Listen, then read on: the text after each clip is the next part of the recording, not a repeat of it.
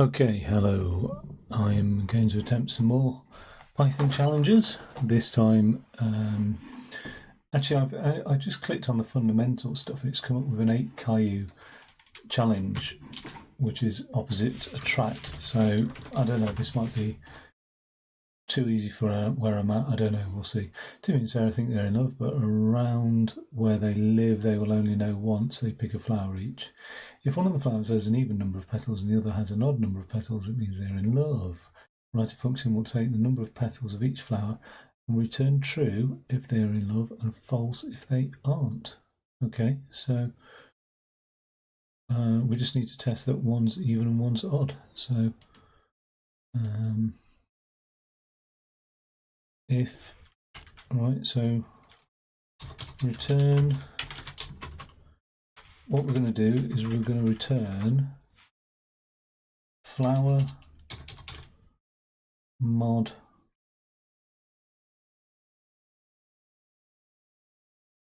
where are we at?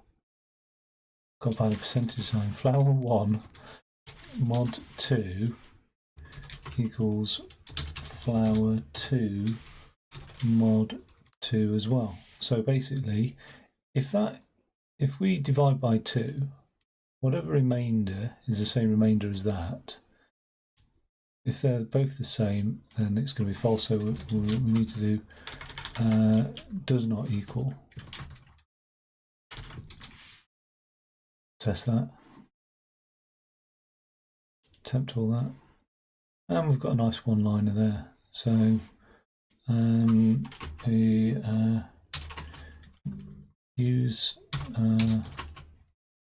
mod 2 and then test to see remainders don't match, i.e. if one is odd, the other is even.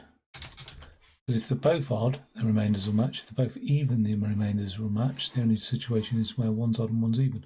Okay, cool. And I'll submit that solution there. So that's opposites attract. Done. Oh, that's an interesting one. Flower mod 2. Ah, that's a very clever way of doing it. So we just add them up. If one's odd, oh, that's a very interesting way of doing that. I really like that, actually. Yeah, add them up, and if oh, that's so good.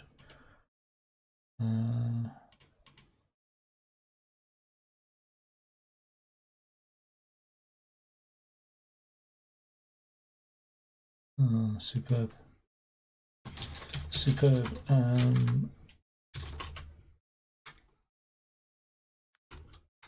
Illustrates how the Boolean type is really just a subtype of integer type,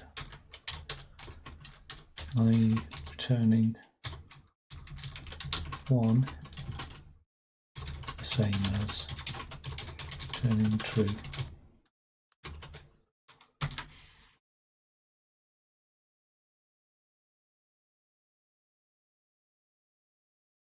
I really think that's quite cool.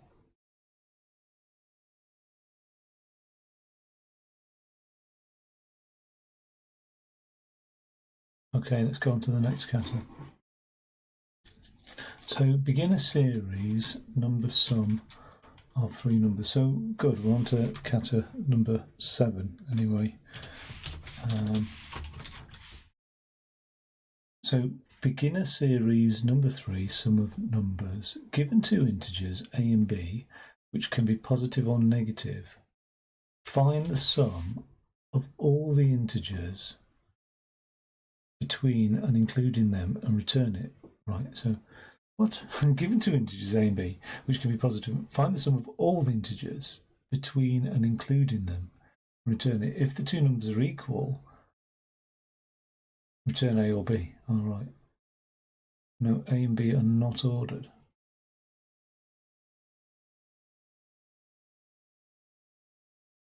not the explanation about how you got that number. It's just a number. Returns 1. Okay. So is this going to be an amendment to the Gaussian formula then? That's the question. But I'm sure that Gaussian formula was a cat of 5 and this is less. But I mean, for a simple, I could do for I in range. Oh, actually, I'm just going to return sum for I in range A to B plus 1.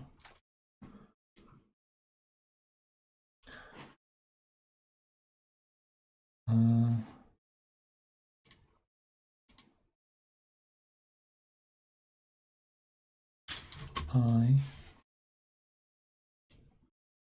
turn the sum of I for I in range A. Oh, that's interesting.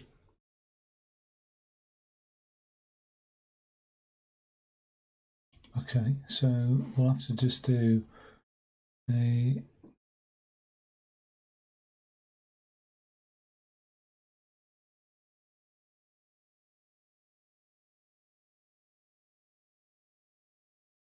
just order that then, really, won't we? We'll just have to say oh,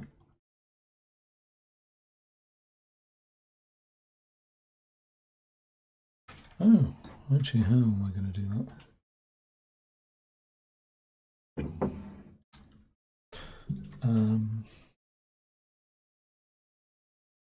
How am I going to put A, B is equal to AB dot sorted? Something like that. Dot sort.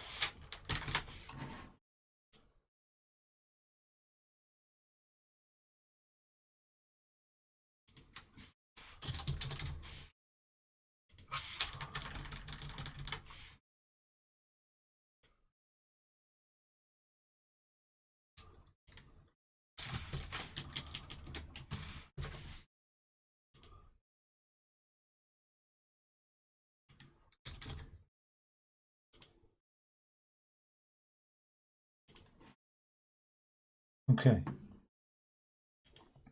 And then can I do it can I just integrate this sorted here? Probably not.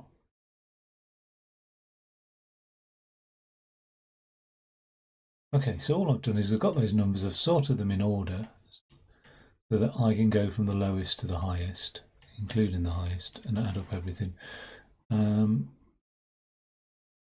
Job done. There is probably a modified Gaussian formula that would do that. But it looks like everybody else has done that as well. More or less. Although that's a one-liner. Ah, there's the modified Gaussian formula. Right, lovely.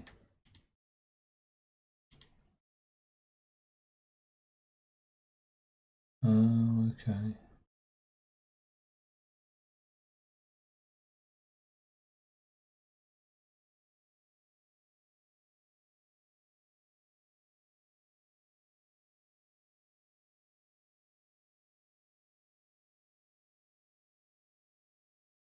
The absolute, okay, times the absolute of A minus B plus 1 divided by 2.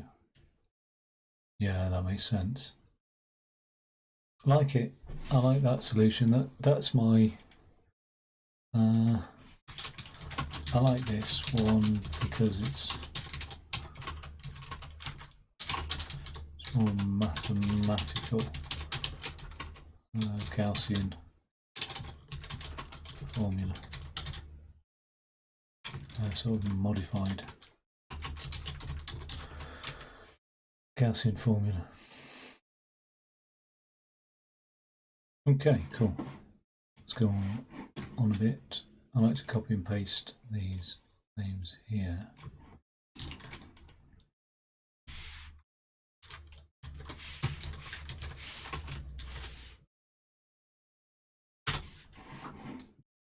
So the beginner series number 1, school paperwork. Your classmates ask you to copy some paperwork for them. You know that there are n classmates and the paperwork has m pages.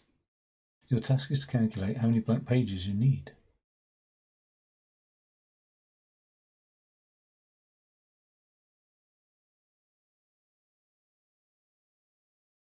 If n or m is less than 0, return 0. But what? Oh, okay.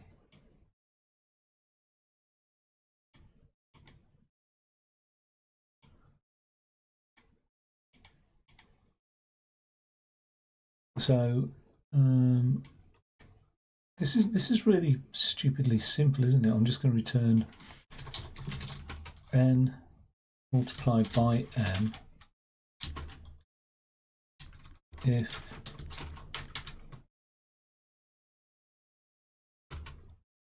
n multiplied by m is greater than 0, something like that. I mean, I don't know if I can. If, yeah, maybe that's better. If n multiplied by n is greater than 0, return n multiplied by n, else return 0.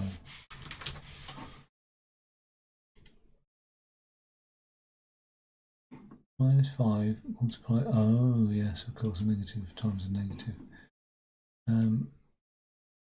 If n greater than 0 and m is greater than 0, I like to put spaces. Alright, I know that'll work, but it's probably not the most succinct. What is the most succinct? Is that submitted? We'll find out. This is it. If n. I don't know, you could do a return statement like that. That's quite cool. Alright,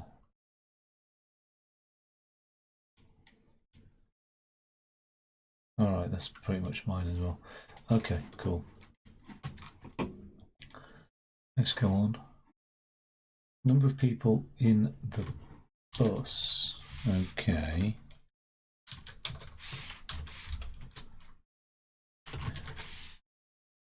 Number of people in the bus. There is a bus moving in the city which takes and drops some people at each bus stop. You are provided with a list or array of integer pairs. Elements of each pair represent the number of people that get on the bus, the first item, and the number of people that get off the bus. Your task is to return the number of people who are still on the bus after the last stop, after the last array. Even though it is the last bus stop, the bus might not be empty and some people might still be inside the bus. They're probably sleeping there. Take a look on the test cases. Please keep in mind that the test cases ensure that the number of people in the bus is always above 0 and it can't be negative. The second value in the first pair in the array is 0 since the bus is empty in the first stop. So integer pairs, number of people that get on the bus and get off the bus. Okay, on and off, on and off, on and off. How are the arrays? Oh, it's an array of arrays, is it? Okay. All right, so sum equals 0. For I in range, and then the length of bus stops. All right. Sum. The first one is the number of people that get on the bus. Sum equals plus equals. Let's just copy that. Bus stops. I. So we add that and minus. Wait. We add that one. and then we minus this one.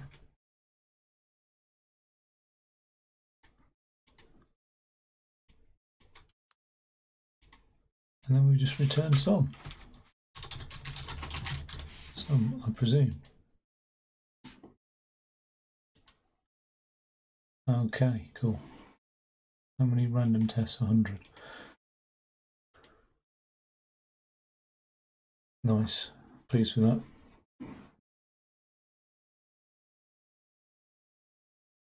Let's go on to the next one.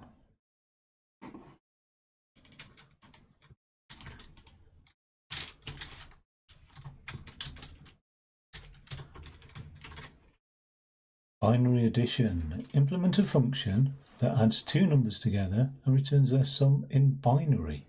The conversion can be done before or after the addition. The binary number should be a string.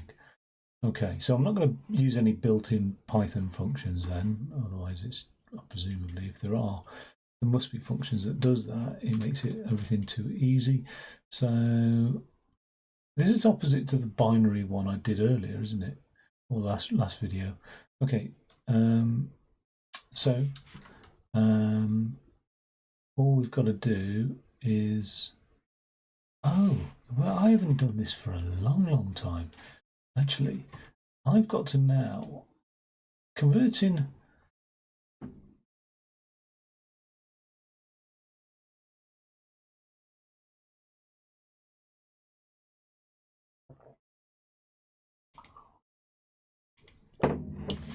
converting a binary number. I was using this sort of chart here. So saying that each one represented like a power of 1, a power of 2. So we have 1 add 4 is 5, add 8 is 13, add 32.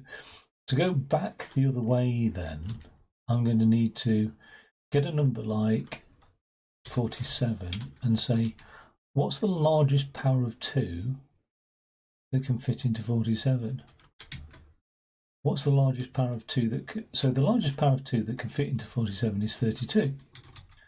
And then I'll have to minus 32 from 47 to give me 15. And then I'll say, what's the largest power of 2 that can fit into 15 is 8. So I'm going to have to minus 8 from 15 to give me 7. What's the largest power of 2 that can fit into 7 is 4. Minus 4 from 7 to give me 3, 2, and 1. And then I'm going to have to feed that into the columns to get the binary number 1, 0, 1, 1, 1, 1, 1, like that. Okay, because that represents 32, that represents 16, 8, 4, 2, 1. All right, so that's quite an algorithmic. That's how you do it in real life on a bit of paper, I think, because I've just done it in real life on a bit of paper. But how do I do that succinctly? Maybe I don't need to. I don't know. Okay. All right. So sum equals A plus B. Fine. Right. Now.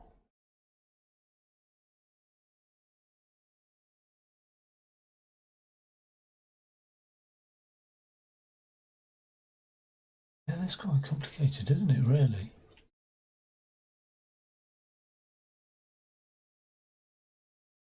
I can't really say how can I find the largest power of 2 that fits into a number without going 2 squared, 2 times 4, blah blah blah. But I mean, while so I'm going to have power 2 equals false, right? While power underscore 2, so let's just have that true instead. Right, what I'm going to do is say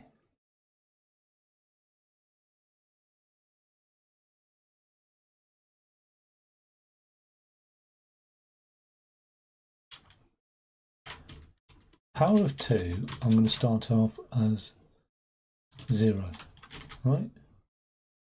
And then fits is going to be true.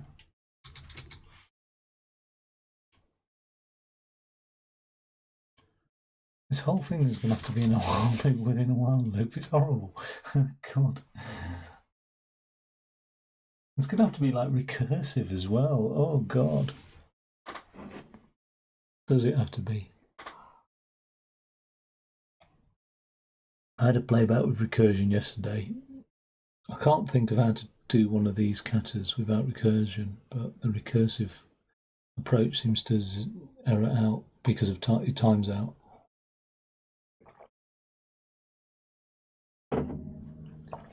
Okay. While true. It's not while true, it's while fits. Okay.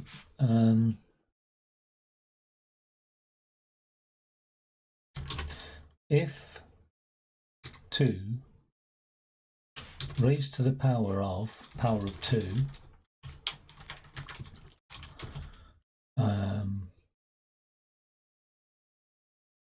is greater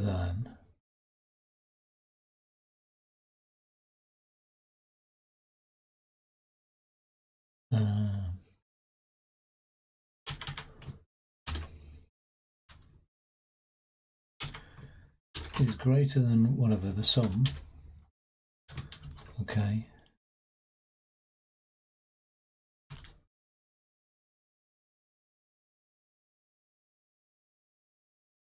I have to find the largest power of 2 to fit initially into this sum. And in order to do that, this is going to be it. All right. So I'm going to say power of 2, yeah, is 0, right?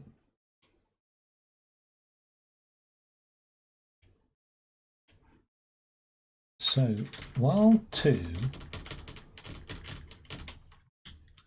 raised to the power of 2 is less than the sum, I'm going to power of 2 plus equals 1. I'm going to keep increasing the power of 2 to find the highest power of 2, right? So I can forget this fits here, right? And I don't really need the sum either. I can just say a plus b all the time, but we'll keep a running sum as it is. Okay. So that will find the largest power of 2 that fits in there. And when it's found it, okay, so say the number's 5, we get to the power of 2 being plus or equal to 2. That fits within it. So we then need to say power of 2, because we break the while loop, minus equals 1. Okay? So we go back down to 2. That's the largest power. Then we need to say while sum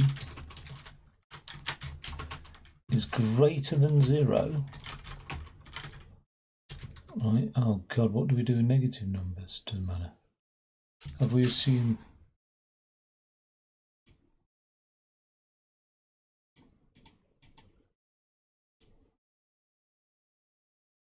there's no negative numbers in these examples, so let's just assume positive integers for the time being. Right, while the sum is greater than 0, we're going to keep doing this. And we need to build a string, don't we? Are we returning a binary string? Yeah. So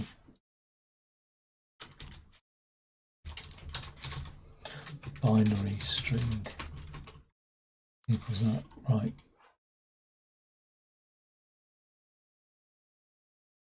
If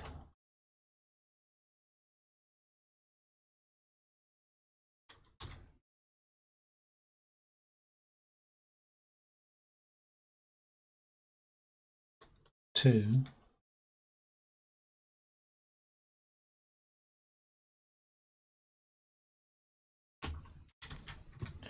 raised to the power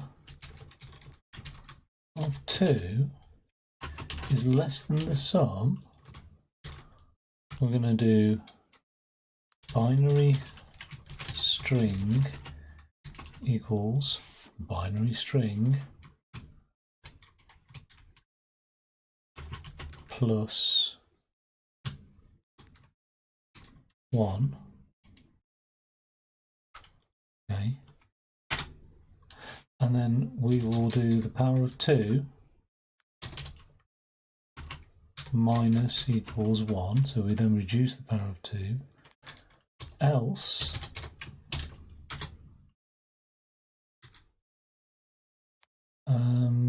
we do the binary string at a 0, and then we still reduce the power of 2 here. Now, this one's the difficult one. If it does fit in,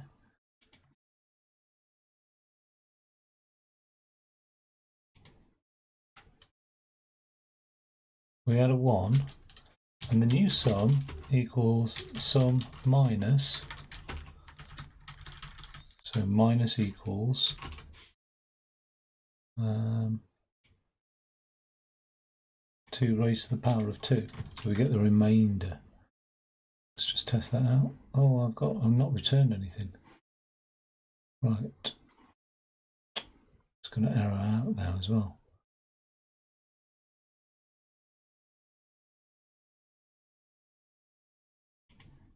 That should be a 0. I'll add a 0 there. Move on to the next lower power of 2.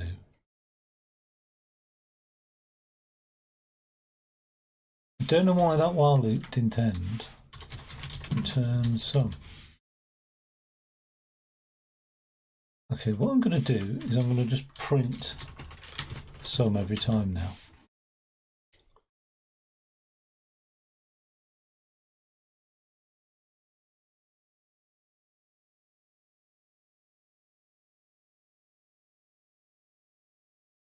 That's horrific. God, look at the state of that. Okay, all right. What happened then? What was the first test case? The first test case was 2, right? We should have ended up with a 1 and a 0. So the power of 2 would have been 2 to the power of 1. Eh?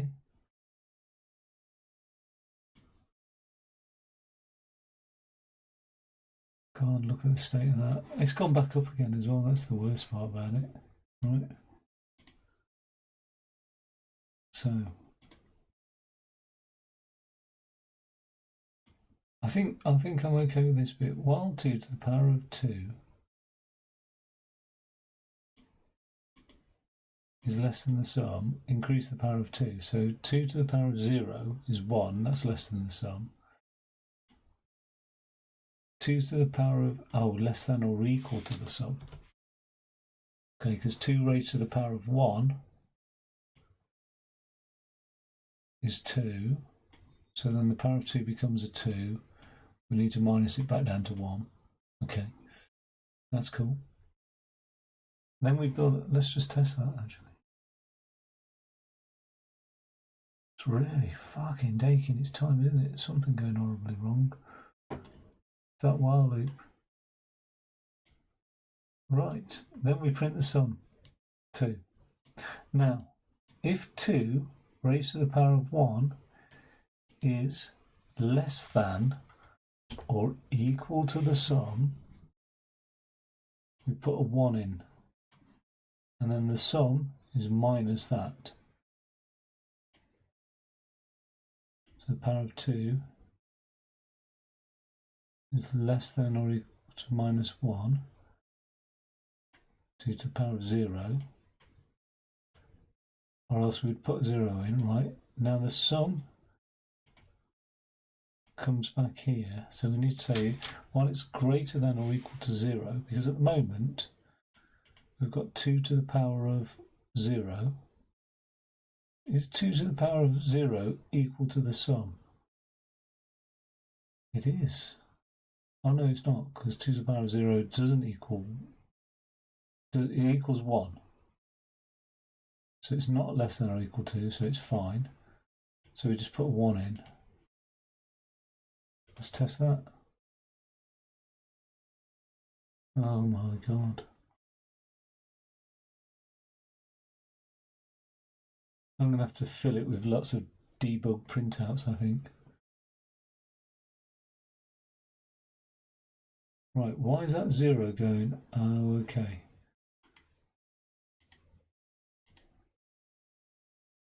All right, so it's not just that. While sum is greater than or equal to 0,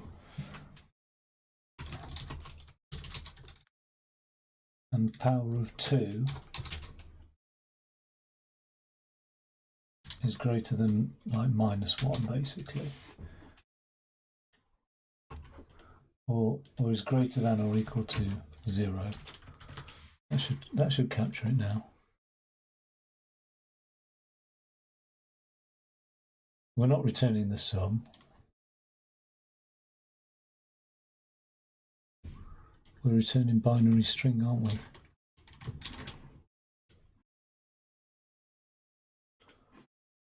Oh, okay.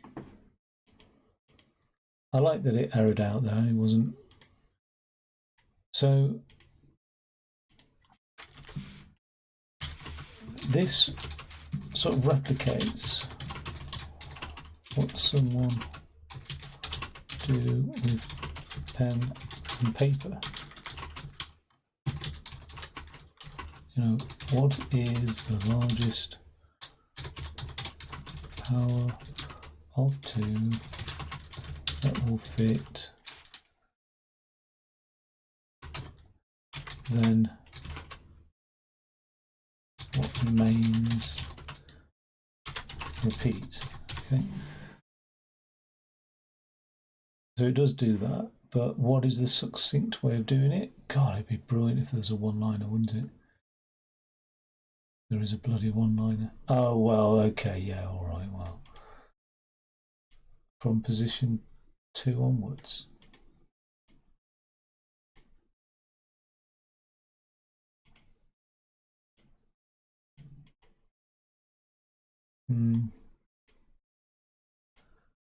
I mean, I was trying to avoid the binary function, the converting of a binary function. But, oh, okay, yeah, because it will miss out the positive or negative bit. I think that's what that's for.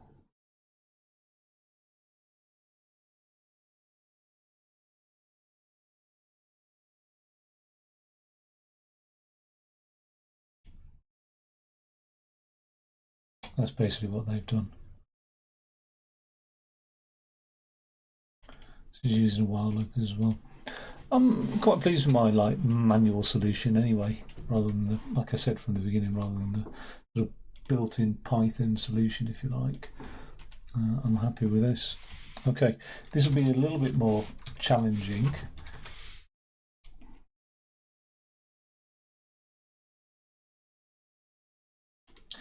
Your order, please.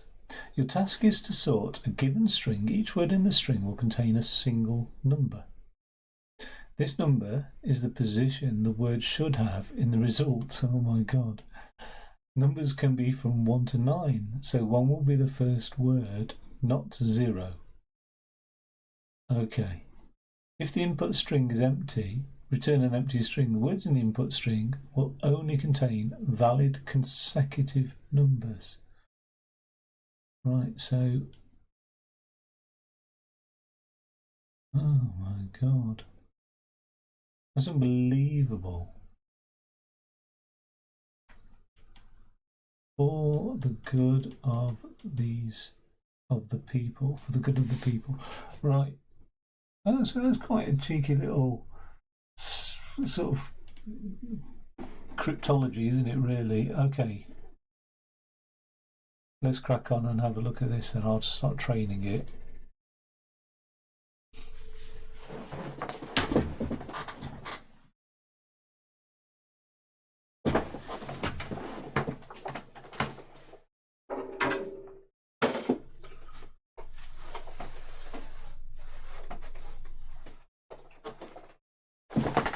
Okay.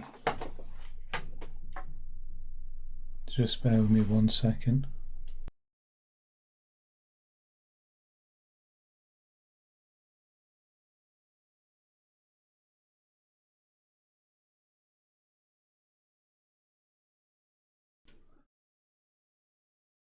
Yeah, the office is sort of shaking crazy because I'm above where the washing machine is.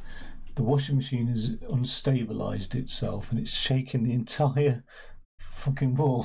It's crazy. Okay. Yeah, I need to get it rebalanced, that washing machine.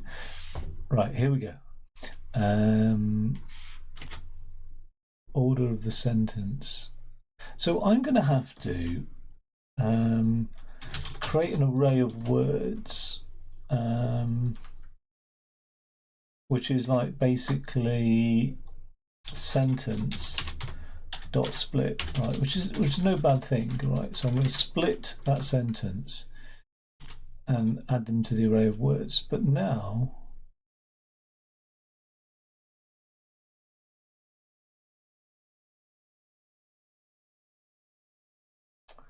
I need an array of sorted words. So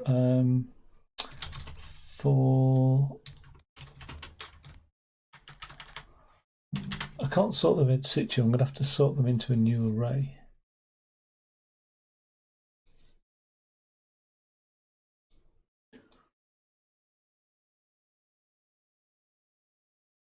So I need to build an empty array. So sorted words. I think they think this is the better approach. Sorted words equals array. Well, no, it doesn't bloody do it, does it? Yeah, well, it's an empty array. So for I have to first make it an empty array because I can't just append. I mean, this is like the easy way of doing this, conceptually easy, but it's not the most succinct way of doing it. But for I in range, right, length of words, sorted words dot append that, right?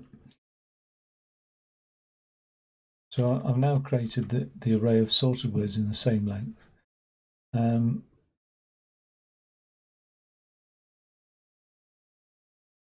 then I'm going to loop back over this time for I in range. So this is a bit crazy as to way of doing things, but for I in range words for J in range, and then I'm going to do the length of words I, so whatever we pull out, whatever string we pull out, for J in the range of the length of words I, if words I equals int, and there was this type, wasn't there? There was like type words I equals int.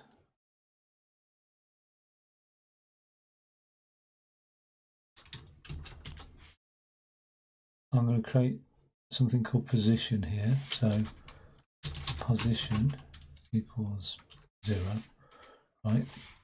Pars equals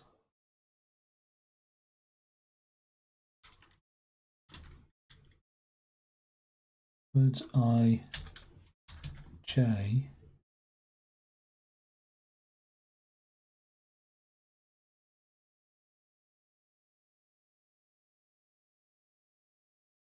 pars equals words I J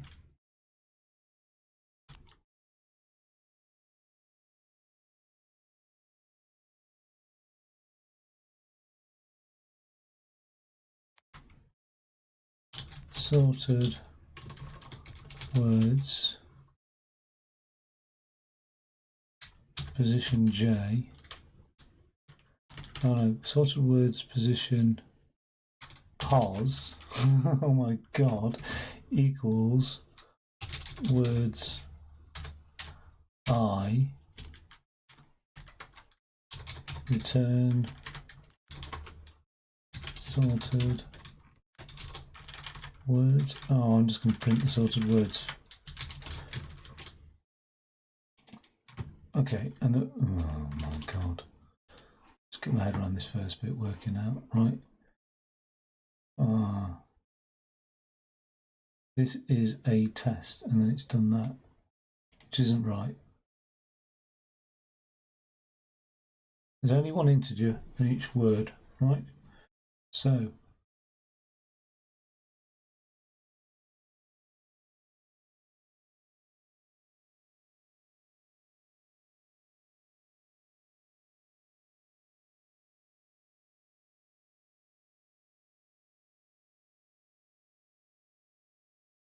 we've split the words into sorted words. That's worked out fine, okay? I think. Now for item range length,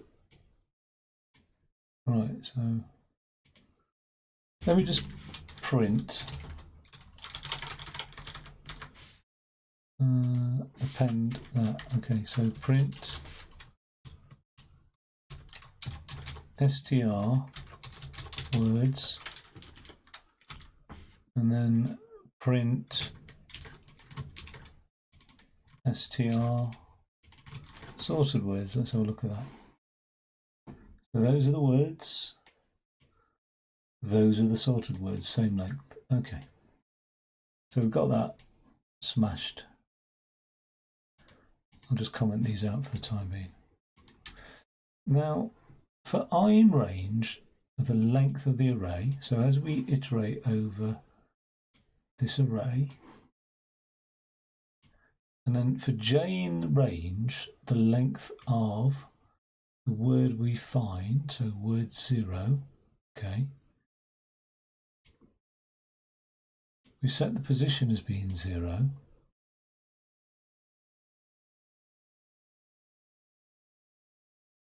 Oh yeah, it's always going to just overwrite position 0, isn't it?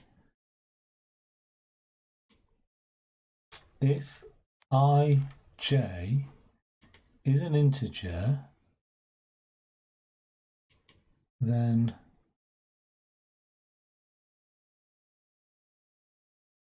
sorted words position, yeah, we just do that, don't we? We don't need all that. Say there. So that when it finds the instance of the integer,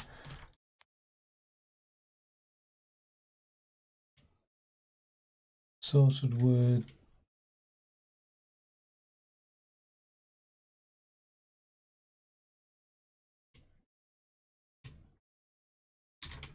that's not an integer, it's actually a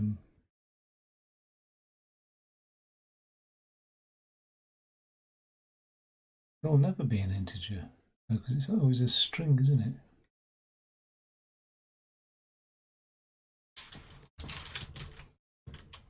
Or does Python still see it as an integer?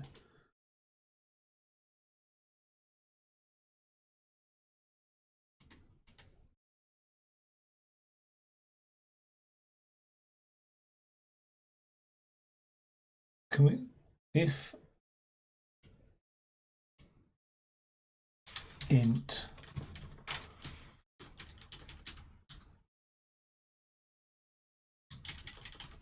can I just do that? If I can convert it to an integer,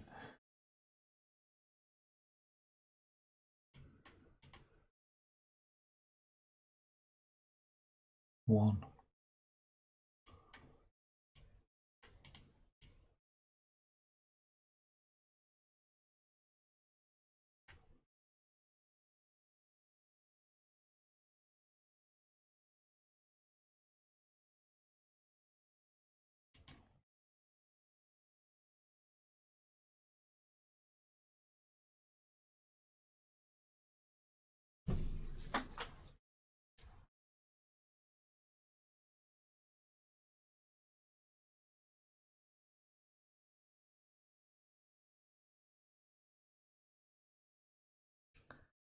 I need Python test to see if a string character is a number.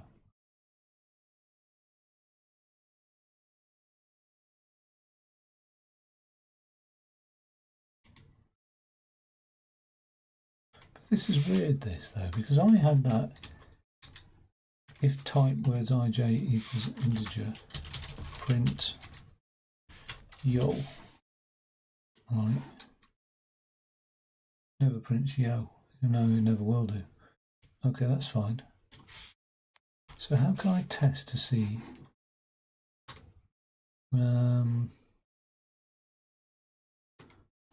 Right. Python test to see if string can convert to integer. Oh, his digit, lovely. Okay, so yeah, I've seen this before. His digit.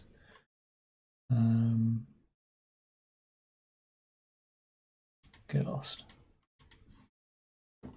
So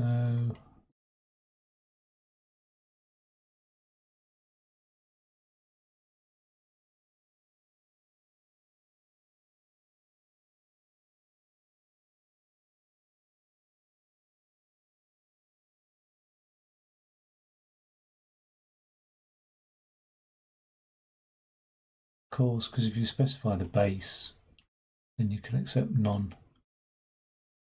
digits, can't you?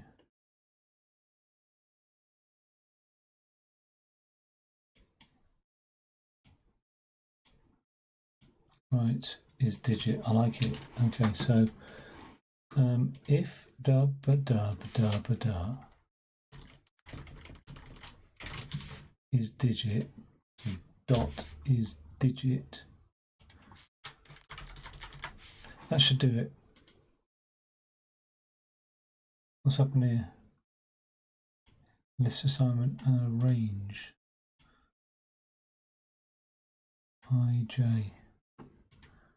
J is only the length of the word anyway, so how can that be out of range? I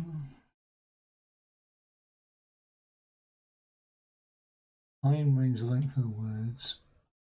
For J in range the length of the current word.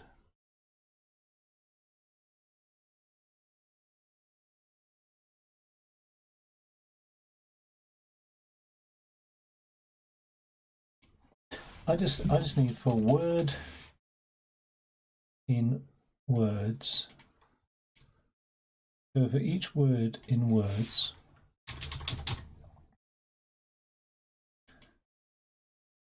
the J in range length of the word, and this is going to be a little less complicated, the length of the word, if word J is digit,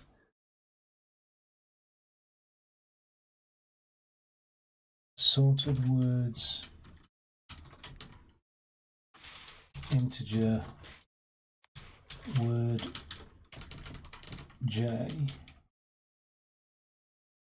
is whatever the word is. Let's just see if that's done anything. Still out of range. Word J.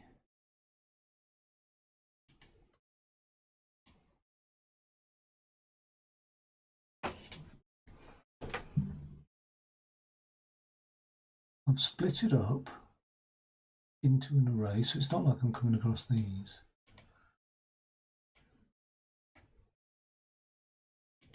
Right. Print word is plus word. Okay. Word is 2, so it's pulling out the first word. Okay. The J in range, the length of the word. Print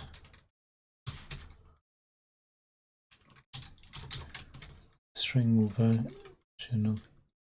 Oh no, I don't need to convert it to string, it's already a string. Word position J.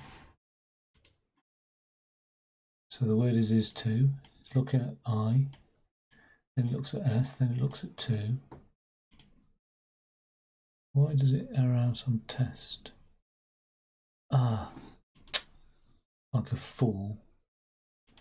It said this in the instructions. Yeah.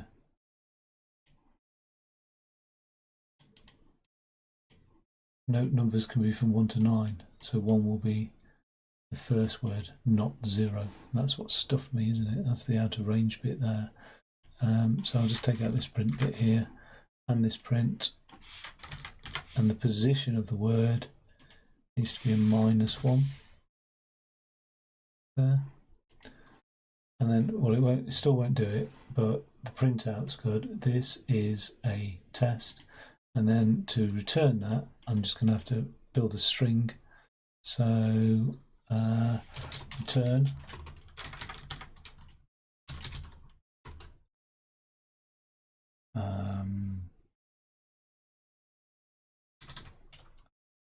string plus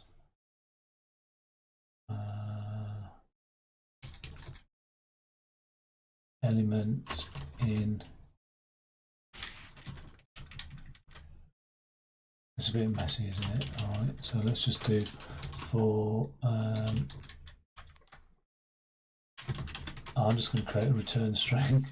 Return string equals that for element in sorted words.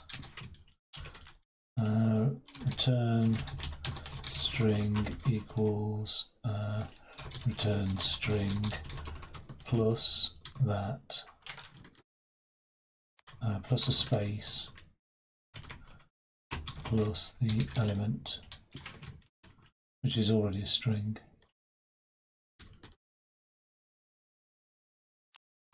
And then return string, basically up to the last character, so just truncate off the bloody trailing space at the end, I think. Okay, maybe not. Just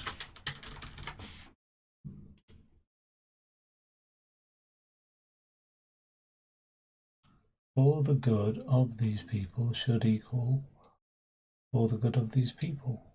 Does. Oh, I've got that prefixed space there.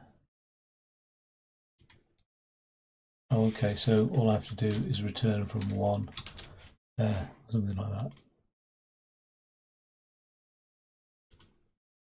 that. Okay, I'll just take out these comments, and what I might do is I might just add this comment here to say split words into array, create same sized array, iterate same size, create same sized second array, iterate over first array to find character that is digit, and then use that to insert word into second array.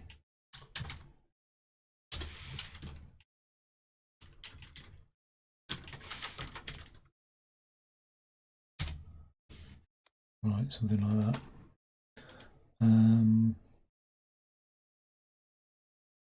It is a bit long-winded, especially when you look at the one-liner.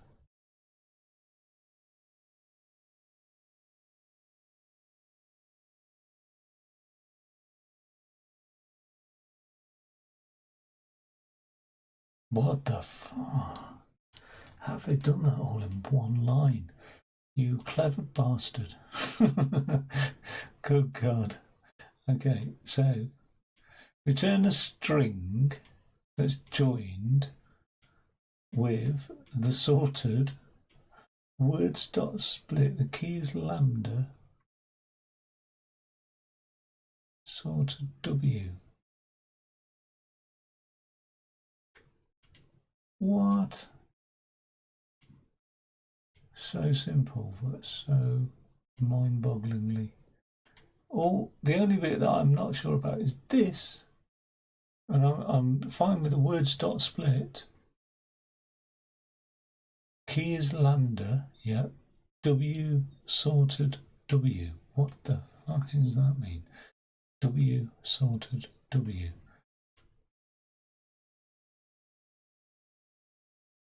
Key equals sorted. Yeah, man. Here's a really smart one-string solution. Does not work for multiple digits, e.g.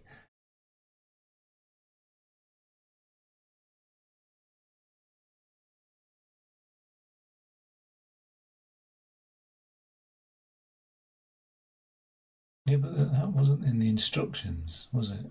Multiple digits. 3 dot sub for extracting the number as 3 times faster.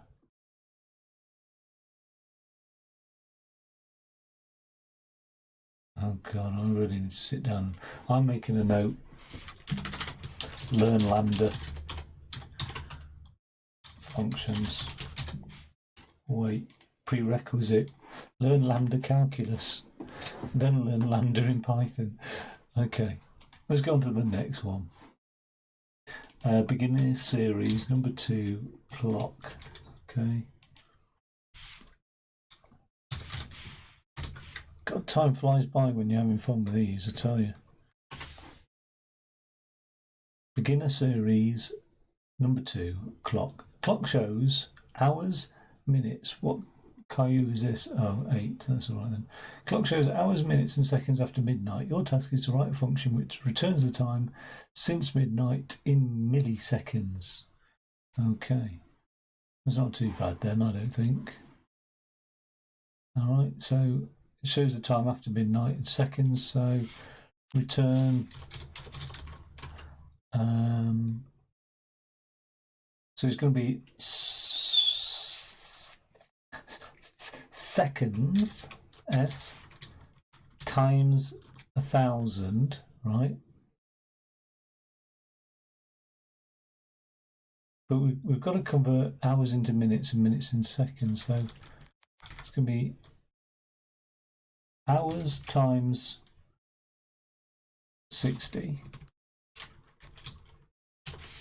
right? Hours times 60 and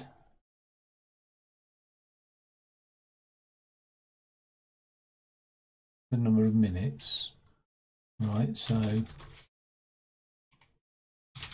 we've got 2 hours, 2 minutes. It'll be 2 times 60, 120. Add the number of minutes, 122,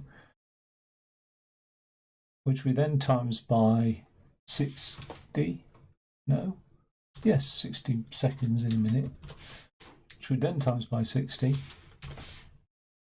which we add to the number of seconds to times everything by 1,000. Now I could probably, I'm not going to bother, I could probably take everything out of the brackets, really. I need to. Let's just test it. And I've done with it. Right, this is a lazy man's way of doing things. I probably could expand out the brackets. We would have H. Oh god, I hate working maths in like text like this. I so need a pen and paper.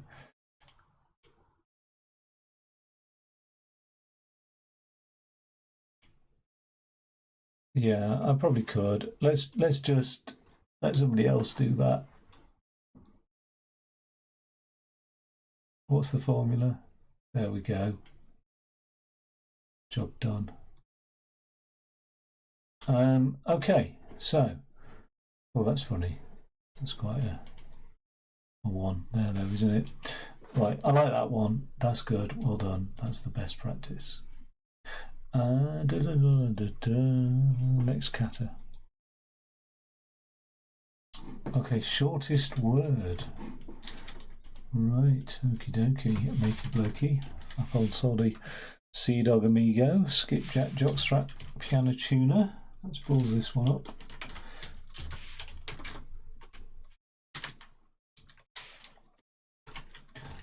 Okay, shortest word.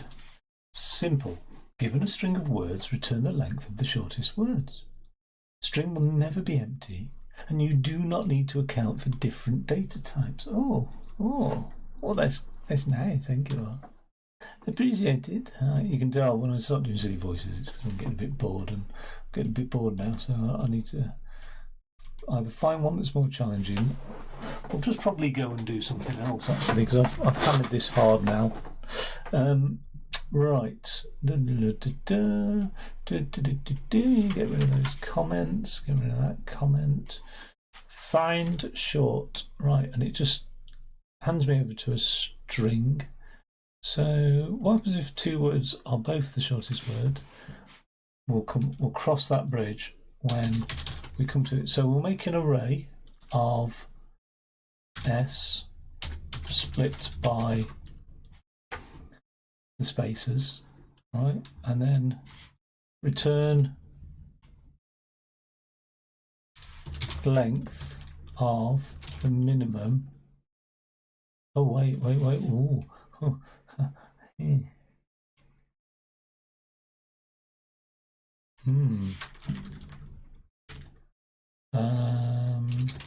Length equals words 0, right? And then as we iterate over the words, so for word in words, for each word in words, if the length of the word is smaller than the length, the current length, then we'll say the current length equals the length of the word, right? Oh, wait.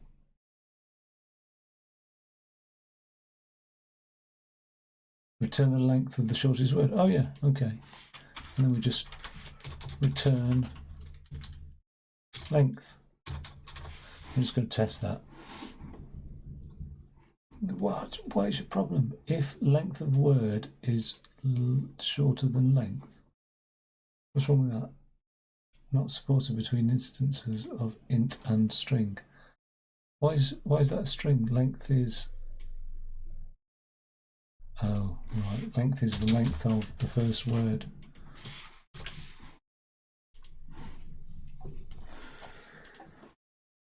Okay, cool. Dash, Bitcoin Classic, Factum, BTC, Ripple.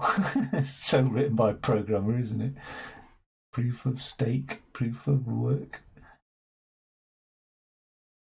Wavesteam, Livecoin, Ethereum. The Musk fanboys wrote this one. Cool, happy with that.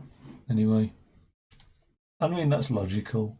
It's possibly not optimal, but it's logical. We'll find out whether or not it's optimal. We know this is going to be a one-liner as well. It always is. Return minimum length of x for x. Yeah, of course. That's bloody nice, isn't it? That's quite succinct.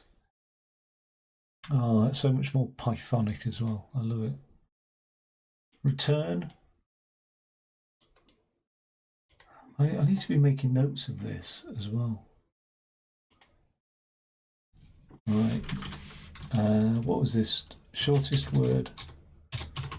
The nice thing with Project Euler is you sort of keep your solutions downloaded, although I lost all my solutions because I did it on a work laptop and forgot to get them off before handing it back, and then I've lost all my Project Euler work. Or have I? Yeah, I did. I lost all the Project Euler work. I lost a lot of work on the Collatz conjecture. A bit annoying, really. Shortest word, return min. Yeah, that's quite neat, actually, as a thing. Okay, let's go back.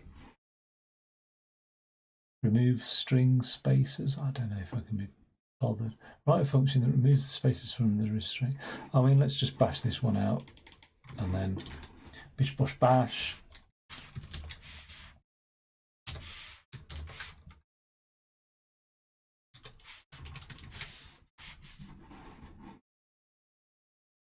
Remove string spaces. Write a function that removes the spaces from the string, then returns the resultant string.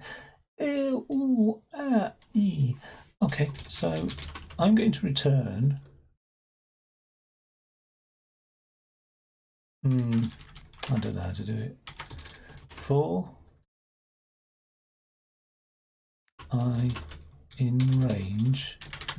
I like this. This is pretty simple. The length of x, right?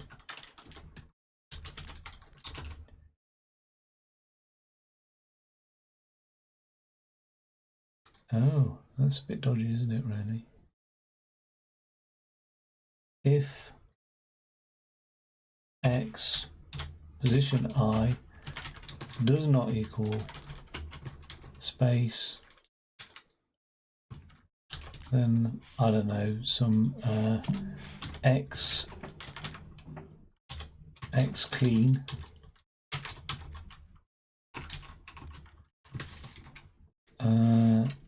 x underscore clean, something like that, dot append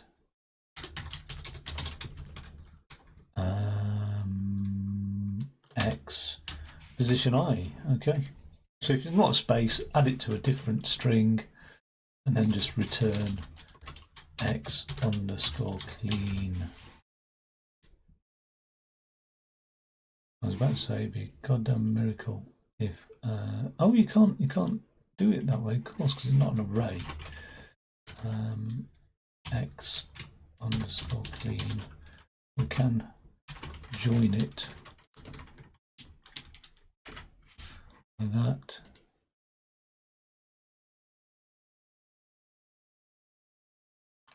Oh, hello.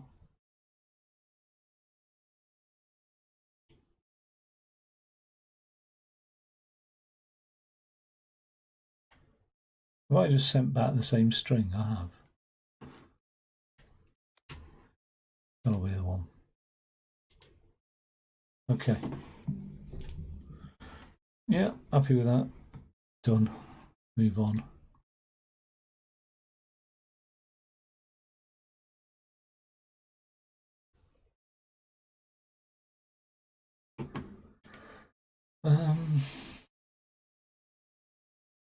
Square. Some. Suppose. I mean, I don't know. Get through these catters.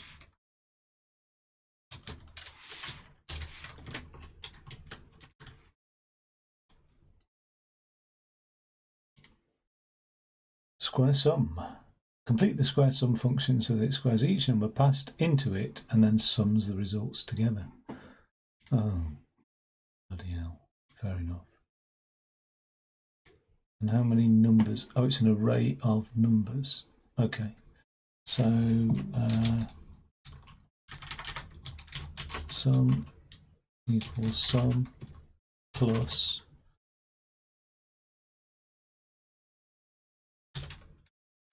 num in numbers, num times 2 for num in numbers. I don't know if that's Python, really.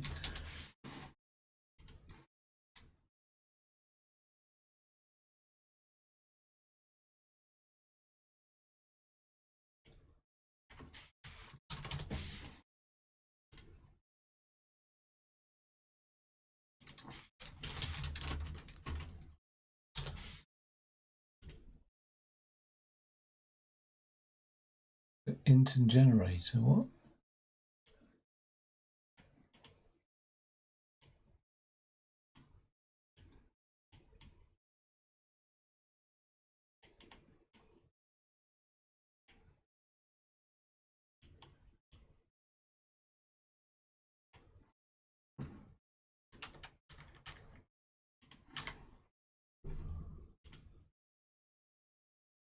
something here, like I have to do, what happens if I do this and then this, like that?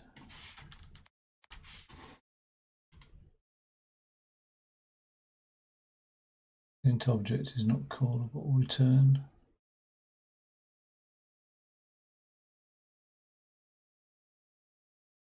I know logically what I have to do, but I'm just trying to make it succinct.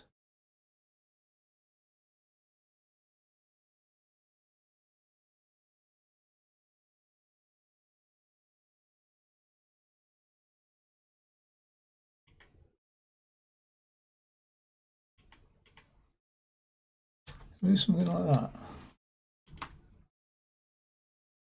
About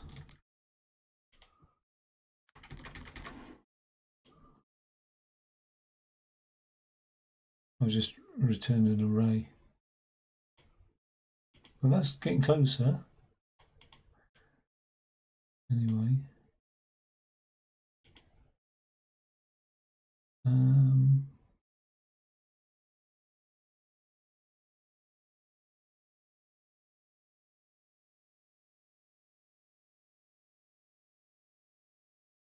Oh, damn. I don't even need that right now. Still on that one line. I've returned an array of numbers that would add up to the number. I think I'm going to get it there. So I'm sure it's something like this. I'm sure it's like something like that. Although I did just try that and it didn't quite work. Oh. Fucking get in. Excuse my language, but I'm pleased about that one-liner, bashing that one out. Let's submit that.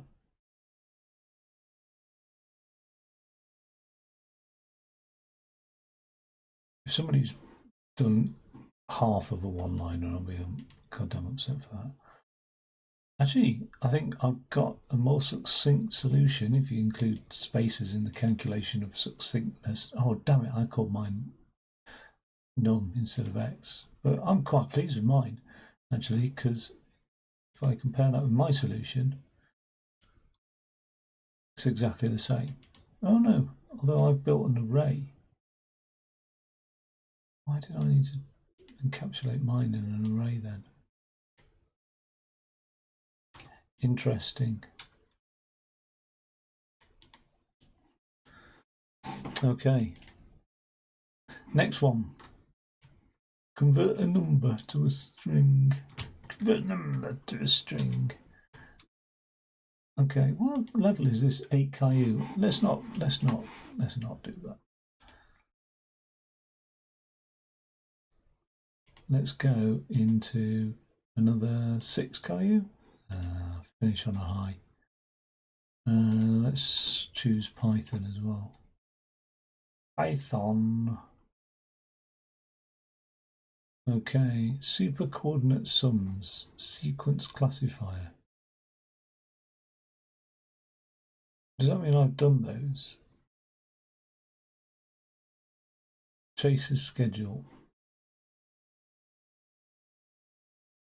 No, it just means it's available to be done in Python. A series or sequence of numbers is usually the product of a function and can either be infinite or finite. In this kata, we will only consider finite series, and you are required to return a code according to the type of sequence. Right, so is it an ordered sequence? So code 0 means unordered, just up and down. Strictly increasing, not decreasing. That means it goes up.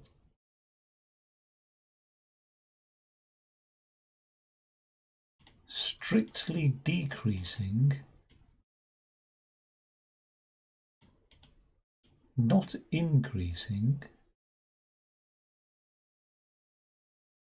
14, 14, 8, 8. Oh, okay. Or just constant. Bloody hell.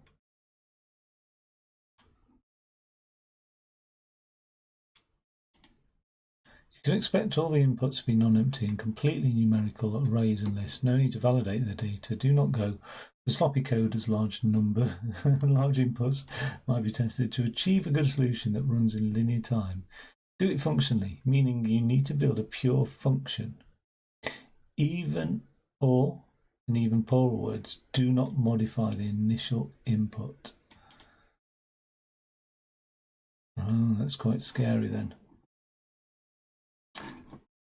Okay, so just make a note of this title here.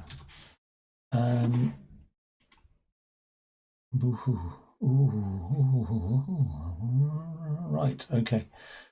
I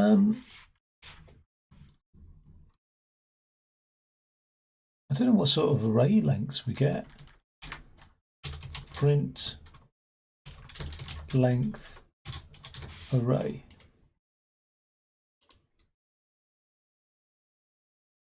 Six. Oh, it's not too bad. Oh, 650, 2,000, 4,000 odd, 14,000. You're joking. 33,000. That's the biggest one.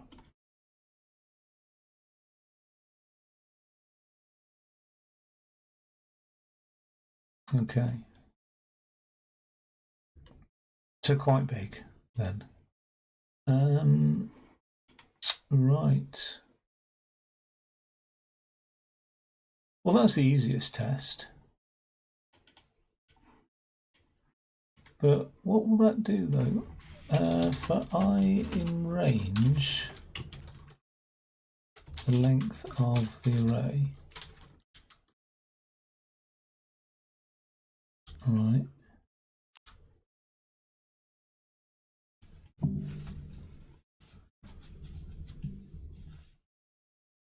I don't want to iterate over the array to find out if it's constant or not.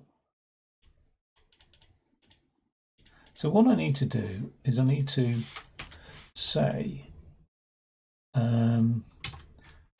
previous one equals the array element, the first element of the array. All right. So that variable there, previous, equals the first element of the array.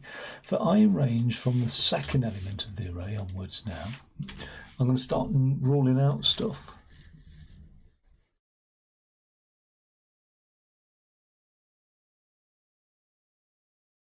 So what's the easiest test to do? I also then need to block out tests as well.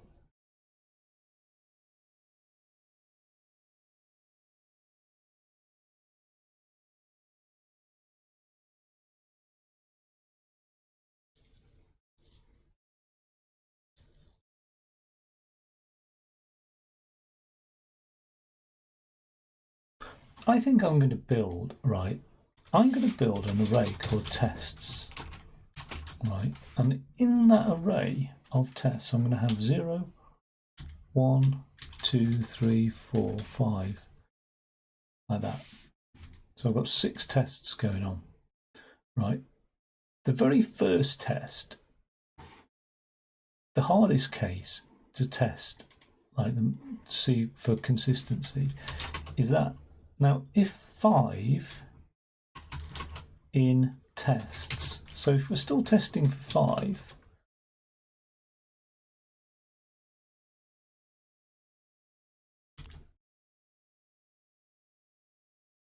what we're going to do is say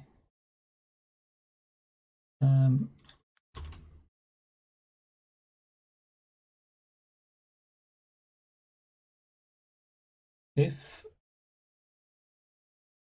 the current array value that we're looking at is equal to the previous array value. So we don't even need a previous, because we can just do is equal to the previous array value of I minus 1. Right. Then we're just going to break.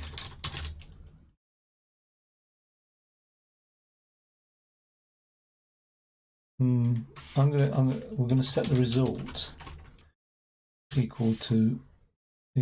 We're going to assume it's 0, right? Result equals 0, else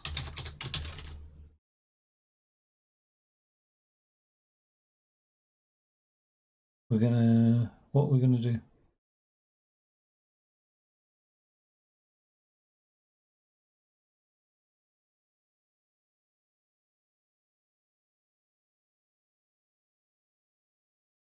How do you remove the last element or the first element of a list?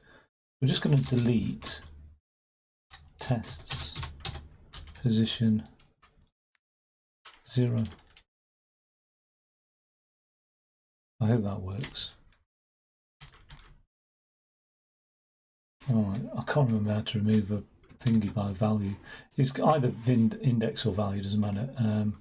Python remove element by value.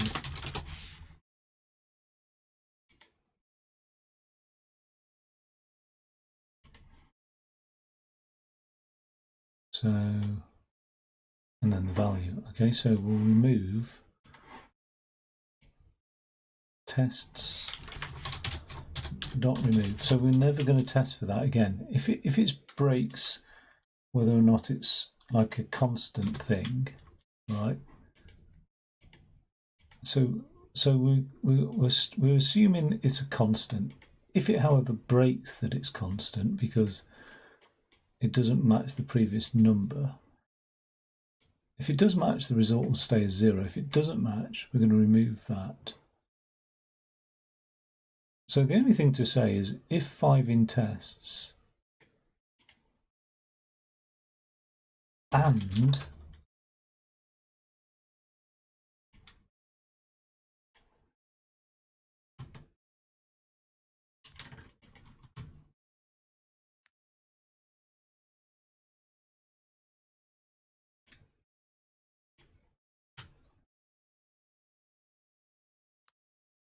what am I doing here? Right. So the first test is to say, if the number 5 is in there, so we're testing for consistency. If the number 5 is in there, we're assuming consistency though, aren't we? So by the time it gets to this, we're assuming it's consistent. So what we want to say is, if the 5 is in tests, and that doesn't equal that, then we're going to remove the number 5. Okay, fine.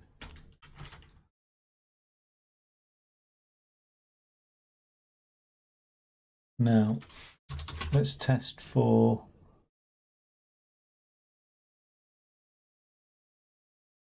either increasing or decreasing.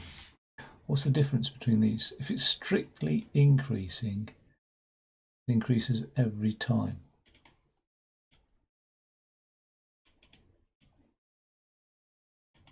So what we need to say is, else if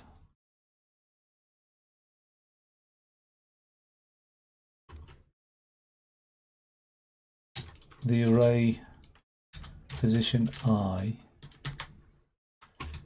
is greater than. So, all right, so that test is to remove constants.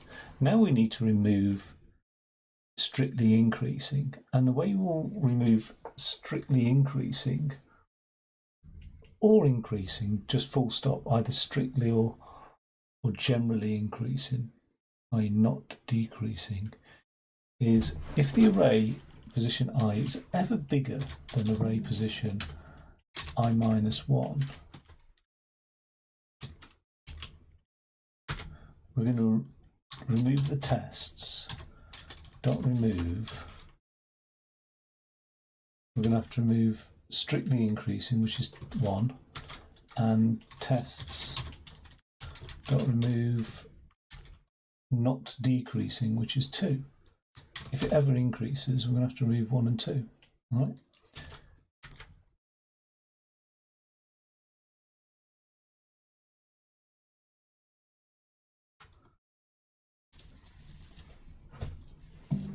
All right, else if, but we need to do this. So else if either 1 in tests or 2 in tests. So if you haven't ruled those two out yet,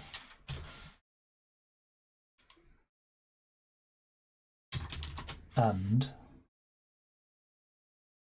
so if one of these are in the tests still,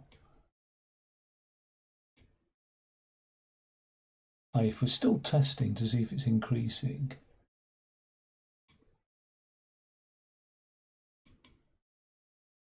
what? No, this is different. This is just a test to see if it's decreasing. So if either 3 or 4 in the tests, so we're testing. That's all right, that's better, okay.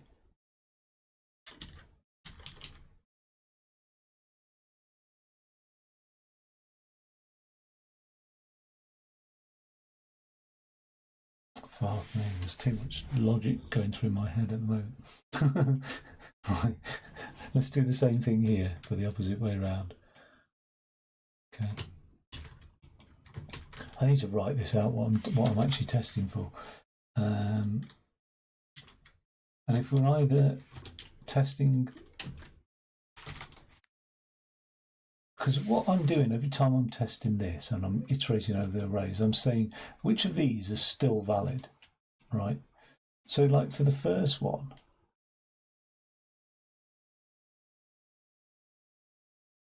five is in the tests, okay?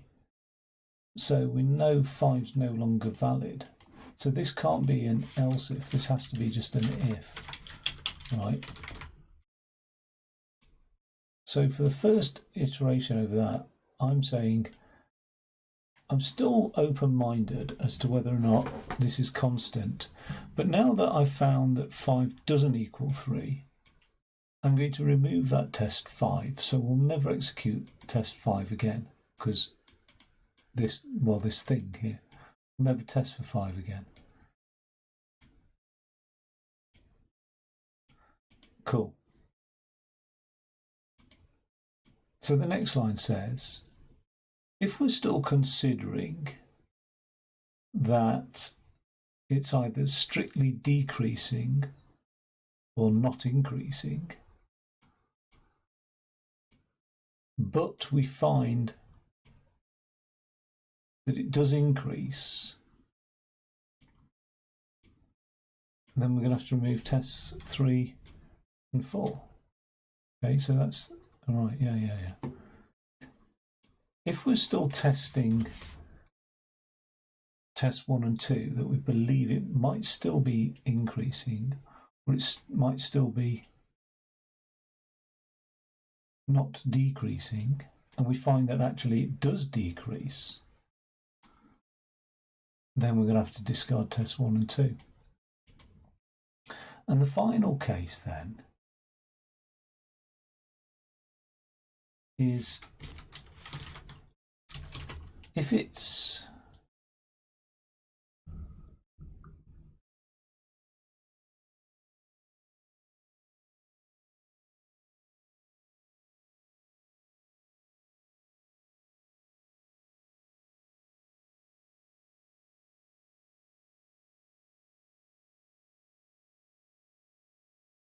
so now we've got to distinguish between,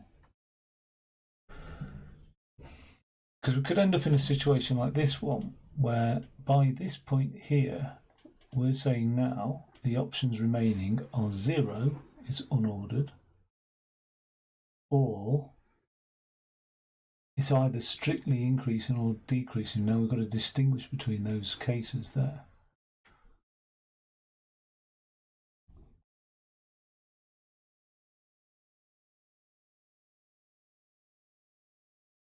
Now, unordered is very easy to ascertain because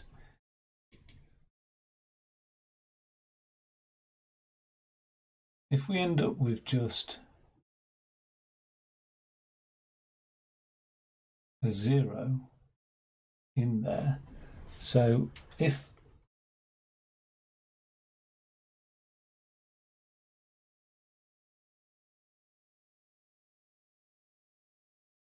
Because we're always going to end up with a constant versus an unordered, aren't we? By the end of this, if it's constant, it will always end up with an unordered.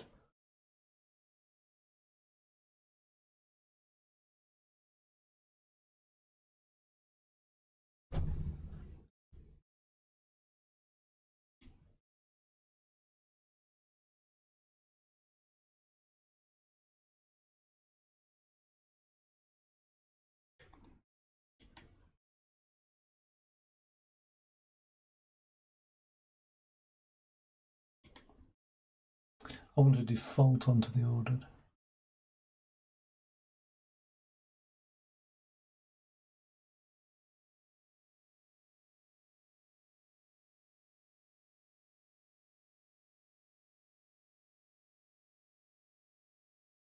I'm only going to execute these if it doesn't equal the previous one. If it does equal the previous one, I don't need to execute these, do I?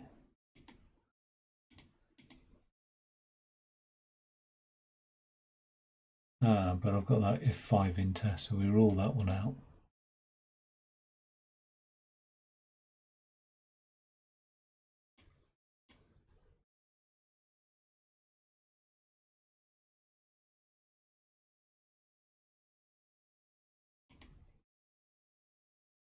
Right, let's test the case.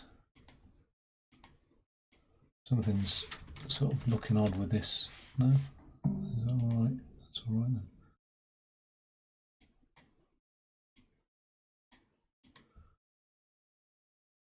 Let's test the case of the increasing one.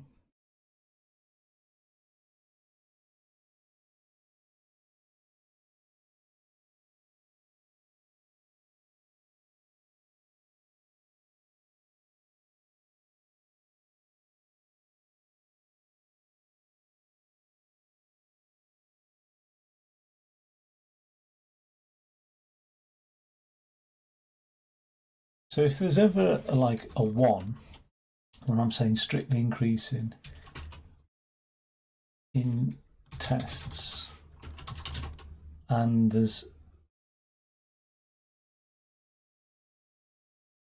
however there is a case of it either being array element I is equal to array element I minus 1, so the previous array element. Not necessarily lower, because the lower one would be picked up back here anyway.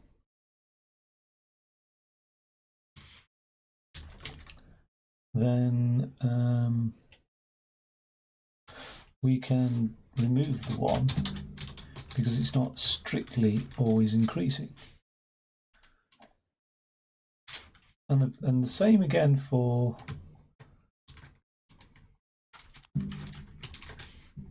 if there's still a 3 in the tests and the array element equals the previous one, it's not strictly decreasing. And then we need to present like a hierarchy of things, and actually the hierarchy is thus. We just present the last, we return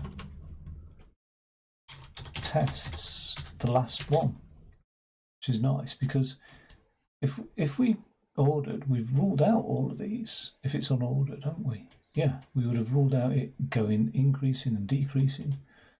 So I think that might work. Fuck me, 2 of them worked. Oh, what we're doing? Oh yeah, 2 should equal 0. Okay, so this one here, up, up, up, down. That should be unordered. So why didn't it remove it? Okay, because we ended up presenting it as a 2, and 2 is not decreasing.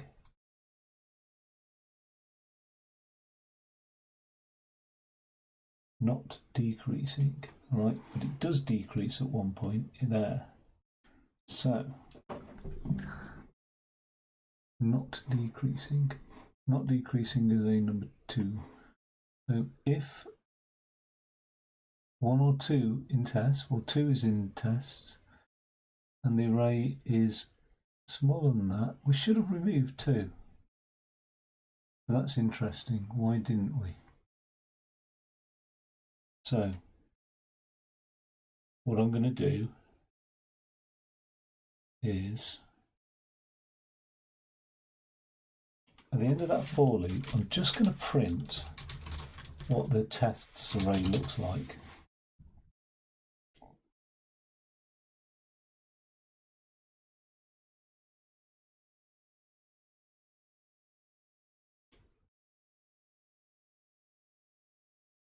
Should do it more than once.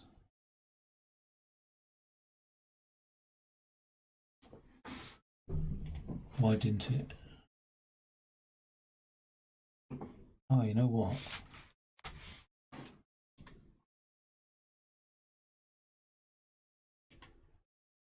Okay, that's good news.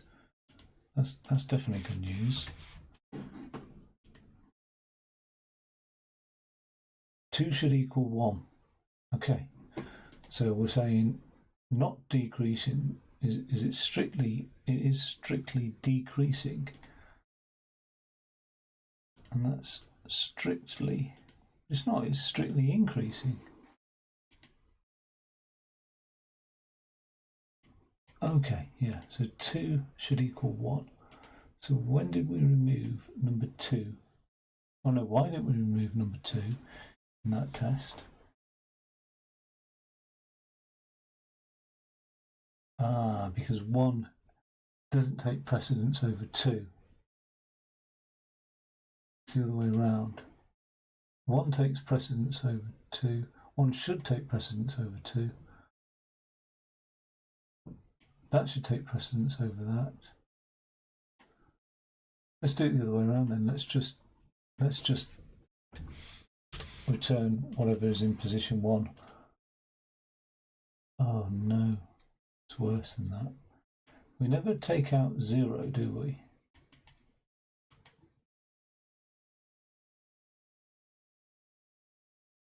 So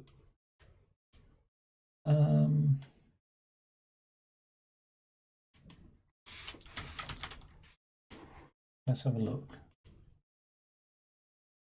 Right. However, that should be equal to 1. It's a shame these can't be the other way around. If that was the strictly versus that, then that would always take precedence.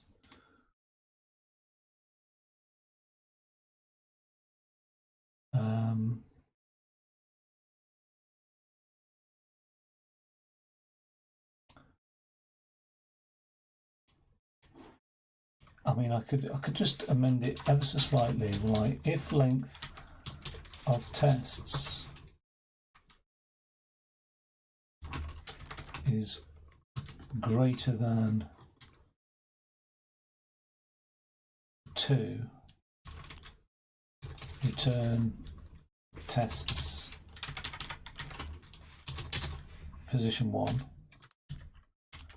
else just return the tests class position, I think. Something like that. Something like that, that'll do. Oh, what? Tests.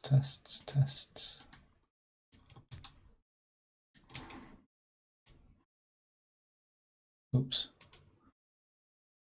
Okay.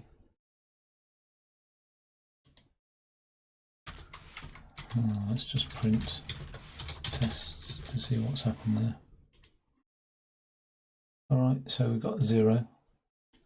So we should have returned 0. So why didn't it like that? Does it want it as an array, or what does it want it returning as? It's not returning it as an array anyway. None should equal 0.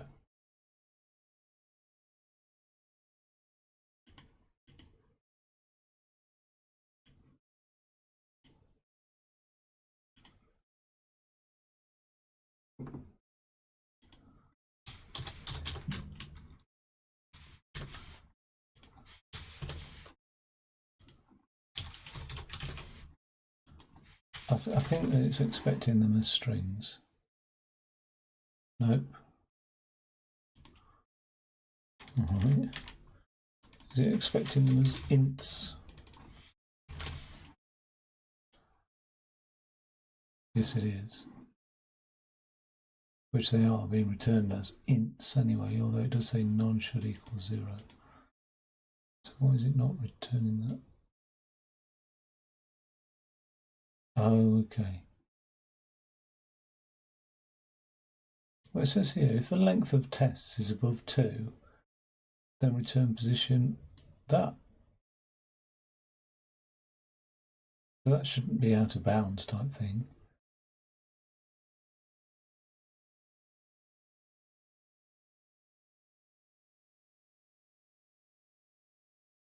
This is what's confusing me here.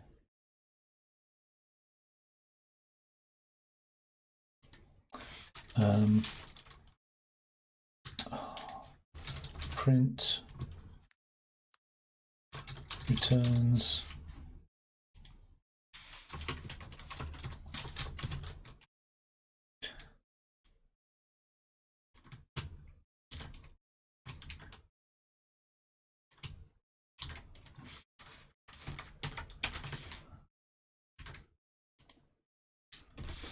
okay.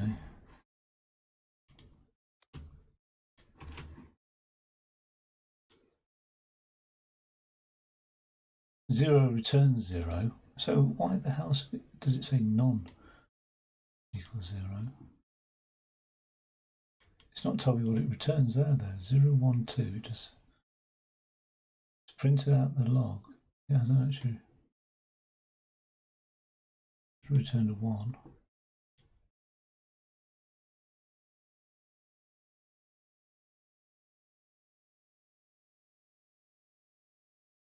Zero 2 returns a 2.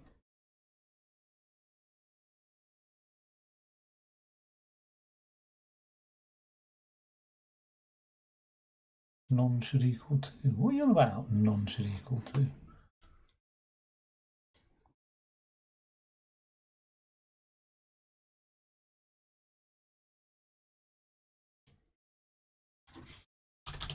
I'm doing something crazy here.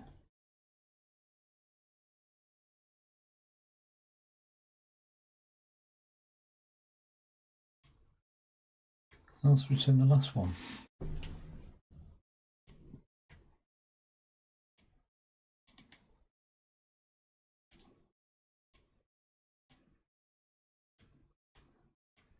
But I'm returning a 2. Why is it telling me none?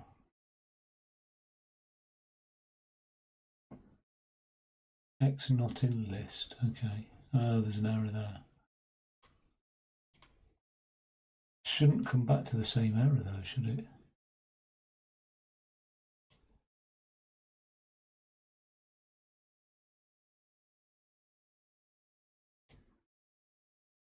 Test.remove 1. So if 1 is in the tests,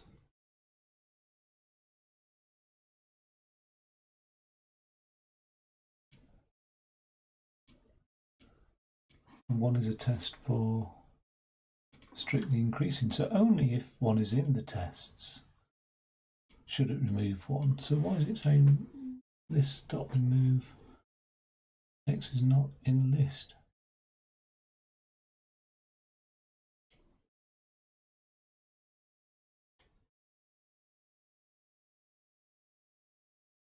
If 1 is in the tests and we're still testing for, oh no, and we find, that doesn't need to be in brackets anyway, that. And we find that the array value is still the previous array value. So if we're still testing for strictly increasing, but the values are the same, then we're going to remove 1. Nice, raise an exception. No, because if we removed it here, oh, okay, this is where, so 2 could be in the test, right, okay. And if 2's in the test, right, so I wonder if I just fucking... I think I've complicated it by combining it. Right, let's just scrap that all the way up to there. Right, let's do my heading. So we'll look at the instructions. Constants. Right, if we're still testing for constants and we find that it's not constant, remove that. Okay, if we're still testing for 4, that it's not increasing in tests, and we find that actually this array item is greater than the previous array item,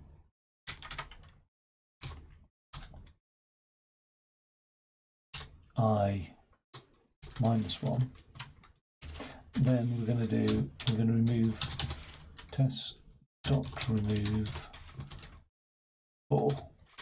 Right? I'm not going to retype this out every single time, but now if we're still testing for strictly decreasing and we find that this equals the previous array item, then we're no longer testing for strictly decreasing, are we? If we're testing for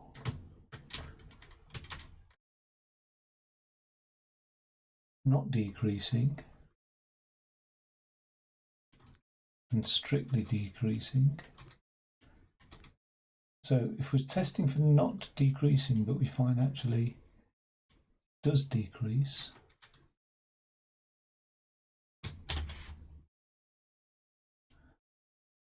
and we're testing for... Oh, the other thing is, it can't be strictly increasing or strictly decreasing if an element ever equals an element.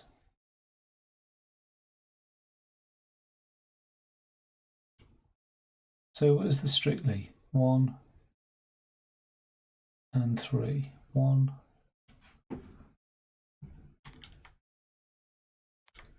and 3. Okay, I don't know where to order these tests, but if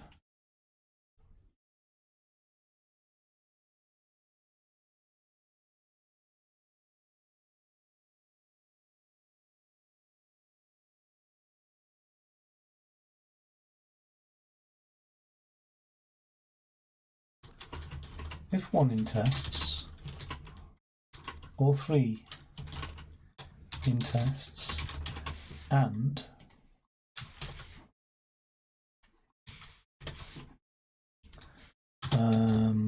the element we're looking at equals the previous element, then we can safely say that it's neither strictly increasing and it's neither strictly decreasing either. So if we're still testing for strictly increasing or strictly decreasing, I think I'm going to do that test later, but I'd like to start using some else ifs as well, but because we're testing every single thing. Right. So that removes all that crap out. And then the final thing is the unordered thing.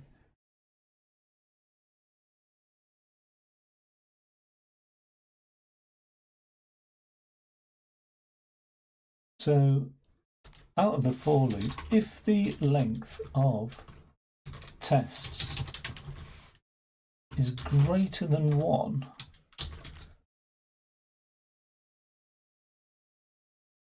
it doesn't matter. I think this should return tests -1. I'm probably still in the same bloody boat. Okay, pass more this time. 3 should equal 0. Why have I got 3? What's 3 represent? 3 is strictly decreasing, and I'm saying it's strictly decreasing. It can never strictly decrease.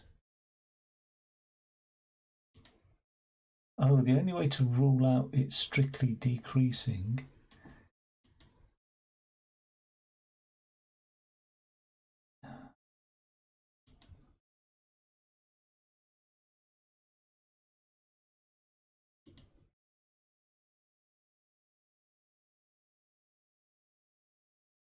right, I'll have to just separate this out then, basically. That's all right, I'll do that then. So in fact I'll not do it that way. I'll just say whatever 1 is. What is 1? 1 is strictly increasing. So if 1 in tests and is equal to or strictly increasing, less than or equal to previous element, remove 1. Okay.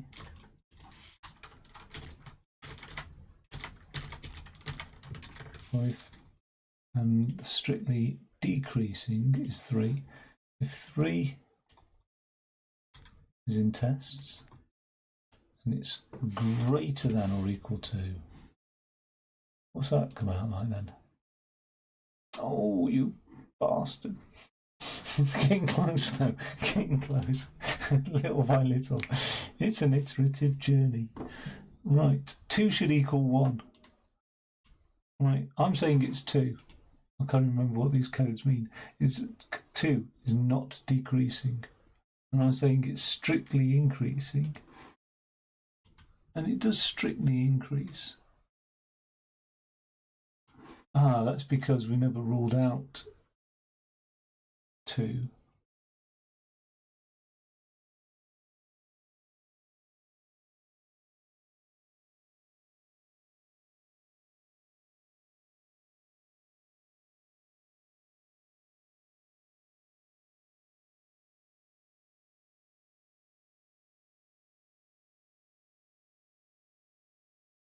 And that's because the array will look like it's got a 0, 1 and a 2, I think. Print tests. Right. Oh, come off it. Right, that array's passed because it's only got a 0 in it. This one didn't pass because it's taken that last character. This one passed because it's taken that last character. Right, so if the array is 3, it needs to take the middle character every time. And the way we can do that is we'll just say if tests, if the length of the tests is greater than 2, I think it's like tests.pop maybe, which I think Python remove last element from list.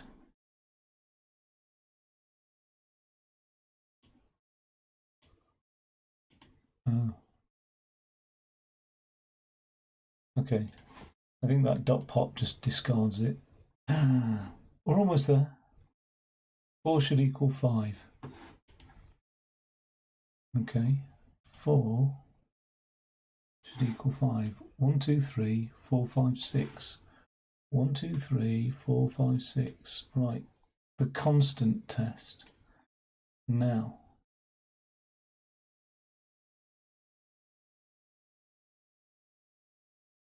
that means that we've ended up with 3, doesn't it? We never ruled out strictly decreasing, did we? No. Why have we got we've got a number 4 in there, but why? Remove 4.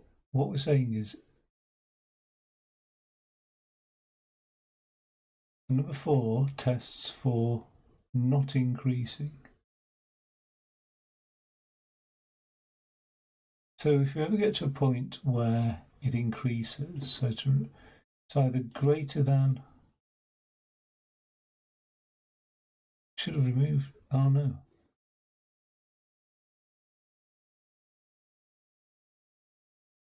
Five should take precedence. Damn you.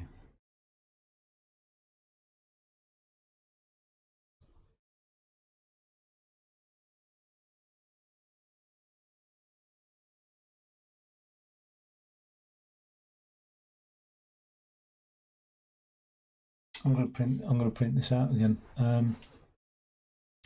Don't be like that. Don't be like that.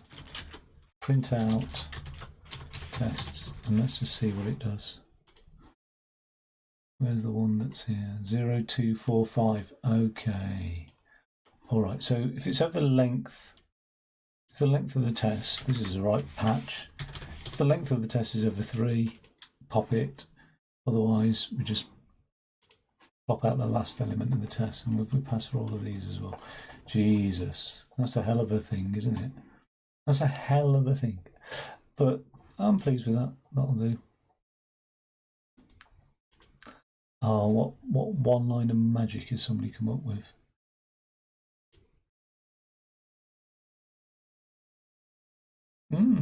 Nothing crazy actually. Turn 5. Oh, that's good. That's really, oh, that's fucking well done. Fucking well done. Yeah. If all of, oh, I like that as well. Oh man, that's really good. That's a nice bit of code in there. Okay. I've got to somehow learn from this.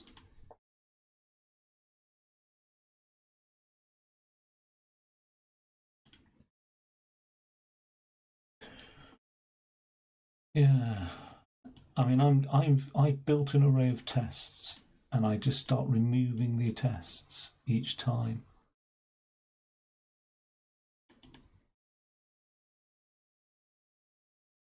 The only thing is, what happens with the execution of his? If all equals that, does it execute that over the entire array to check?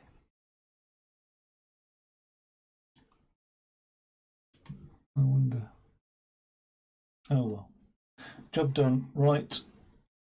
I give up for another day on Codewars Python. Take it easy, and I'll see you next time.